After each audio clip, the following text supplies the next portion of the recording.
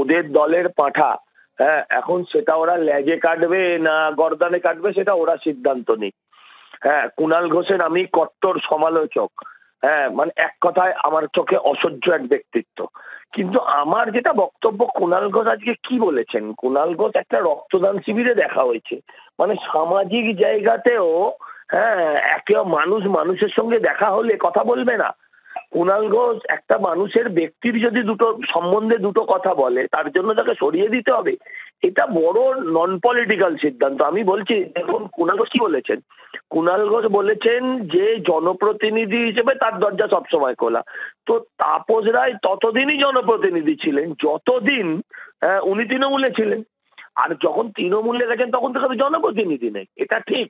সুদীপ বন্দ্যোপাধ্যায় নয়না বন্দ্যোপাধ্যায়কে লক্ষ্য করে হয়তো কথাটা বলা, আর তাদের দরজা কোনোদিনই খোলা থাকে না, সাংবাদিকরাও জানেছেন।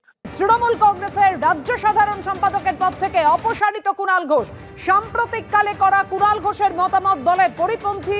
এগুলো সম্পূর্ণ কুণাল ঘোষের ব্যক্তিগত মতামত। কুণাল ঘোষের মতামত দলের নীতির সঙ্গে সামঞ্জস্যপূর্ণ নয়। তৃণমূল কংগ্রেসের সদর দপ্তরের করা মতামতই দলের মতামত, জানালো তৃণমূল কংগ্রেস।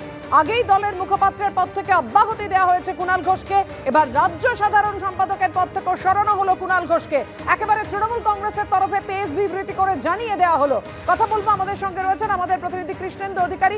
কৃষ্ণেন্দু, তাহলে মানে দলের তরফ থেকে জানিয়ে দেওয়া হলো সাম্প্রতিককালে করা যে কুণাল ঘোষের মতামত সেগুলো একেবারেই দলের মতামত নয়, তাই কি সরিয়ে দেওয়া হলো? তৃণমূল সূত্রে সেটাই জানা যাচ্ছে। সাম্প্রতিককালে কুণাল ঘোষের যে মন্তব্য তা নিয়ে অনেক বিতর্ক তৈরি হয়েছিল এবং তার পরিপ্রেক্ষিতে দলের এই সিদ্ধান্ত। এবং আজকে যে ঘটনা ঘটেছে সেটা তুমি সকাল থেকে জানো যে সুদীপ বন্দ্যোপাধ্যায় তিনি মিছিল করছিলেন তৃণমূলের প্রার্থী উত্তর কলকাতার। সেই সময় বিজেপি প্রার্থীর সঙ্গে উত্তর কলকাতাতেই মঞ্চ শেয়ার করছিলেন কুণাল ঘোষ এবং তাপস রায় বিজেপি প্রার্থী তার প্রশংসা করেছেন, পাল্টা প্রশংসা ফিরিয়ে দিয়েছেন তাপস রায়, এবং এই পরিপ্রেক্ষিতেই তৃণমূলের এই সিদ্ধান্ত। এবং কুণাল ঘোষ এখনো কোনো তারপরে আর মন্তব্য করেননি। আমরা যেখানে দাঁড়িয়ে আছি কুণাল তার বাড়ির একদম পাশে, যে কোনো মুহূর্তে কুণাল ঘোষ বেরোতে পারেন। এখনো পর্যন্ত তারপর তার সঙ্গে আর যোগাযোগ করা যায়নি। এবং যেটা জানা যাচ্ছে সূত্র মারফত যে কুণাল ঘোষ এরপর তার মন্তব্য করতে পারেন, প্রতিক্রিয়া দিতে পারেন। এখন দেখার কুণাল ঘোষের অবস্থান কি হয়, কারণ ইতিমধ্যে কুণাল ঘোষ তুমি জানো যে ইস্তফা দিয়েছিলেন, রাজ্য সাধারণ সম্পাদক পদ থেকে ইস্তফা দিয়েছিলেন এবং পাশাপাশি মুখপাত্র পদ থেকে ইস্তফা দিয়েছিলেন। মুখপাত্র পদের ইস্তফা গৃহীত হয়েছিল। আজকে একদম রাজ্যের সাধারণ সম্পাদক পদ থেকে তাকে সরিয়ে দেওয়া হলো, অপসারণ করা হলো।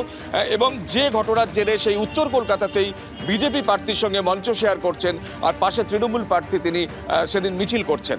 এখন কুণাল ঘোষ বারবার বলছেন যে এটাই মানে সৌজন্য, এবং তিনি বারবার এটাই তার পক্ষে সওয়াল করছেন যে তিনি যেটা করছেন সেটা হচ্ছে সৌজন্যের খাতিরে করছেন।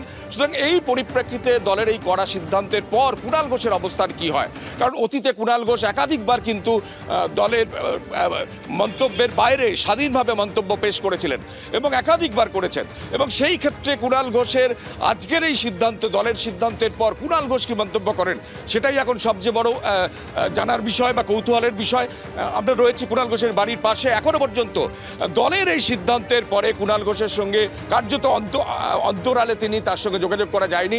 এখন দেখার কুণাল ঘোষ বাইরে এসে কি বলেন, তার উপরেই নির্ভর করবে যে বর্তমান প্রেক্ষাপটে তৃণমূল যে সিদ্ধান্ত নিয়েছে সেটা কুণাল ঘোষ কোন চোখে দেখছেন। একদমই কৃষ্ণেন্দু, তুমি আমাদের সঙ্গে থাকো। তৃণমূল কংগ্রেসের রাজ্য সাধারণ সম্পাদকের পদ থেকে সরিয়ে দেওয়া হলো কুণাল ঘোষকে এবং দলের তরফ থেকে বিবৃতি দিয়ে জানিয়ে দেওয়া হলো সাম্প্রতিককালে করা কুণাল ঘোষের মতামত দলের পরিপন্থী। এগুলি সম্পূর্ণ কুণাল ঘোষের ব্যক্তিগত মতামত। কুণাল ঘোষের মতামত দলের নীতির সঙ্গে সামঞ্জস্যপূর্ণ নয়।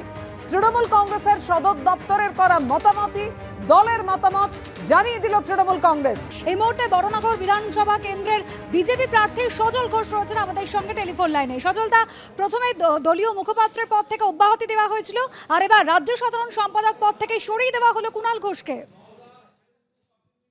দেখুন, প্রথম কথা বলি যে এইসব ব্যাপারে আমাদের খুব একটা ইন্টারেস্ট নেই। ওদের দলের পাঁঠা, হ্যাঁ, এখন সেটা ওরা লেজে কাটবে না গর্দানে কাটবে সেটা ওরা সিদ্ধান্ত নিক। হ্যাঁ, কুণাল ঘোষের আমি কট্টর সমালোচক। হ্যাঁ, মানে এক কথায় আমার চোখে অসহ্য এক ব্যক্তিত্ব। কিন্তু আমার যেটা বক্তব্য, কুণাল ঘোষ আজকে কি বলেছেন। কুণাল ঘোষ একটা রক্তদান শিবিরে দেখা হয়েছে, মানে সামাজিক জায়গাতেও, হ্যাঁ, একে মানুষের সঙ্গে দেখা হলে কথা বলবে না? কুণাল ঘোষ একটা মানুষের ব্যক্তির যদি দুটো সম্বন্ধে দুটো কথা বলে তার জন্য তাকে সরিয়ে দিতে হবে, এটা বড় নন পলিটিক্যাল সিদ্ধান্ত। আমি বলছি, দেখুন কুণাল ঘোষ কি বলেছেন, কুণাল ঘোষ বলেছেন যে জনপ্রতিনিধি হিসেবে তার দরজা সবসময় খোলা। তো তাপস রায় ততদিনই জনপ্রতিনিধি ছিলেন যতদিন উনি তৃণমূলে ছিলেন। আর যখন তৃণমূলে গেছেন তখন তো জনপ্রতিনিধি নেই, এটা ঠিক। সুদীপ বন্দ্যোপাধ্যায় নয়না বন্দ্যোপাধ্যায়কে লক্ষ্য করে হয়তো কথাটা বলা, আর তাদের দরজা কোনোদিনই খোলা থাকে না, সাংবাদিকরাও জানে সেটা। আর একটা জিনিস উনি মারাত্মক বলে ফেলেছেন যে ছাপ্পা হবে না।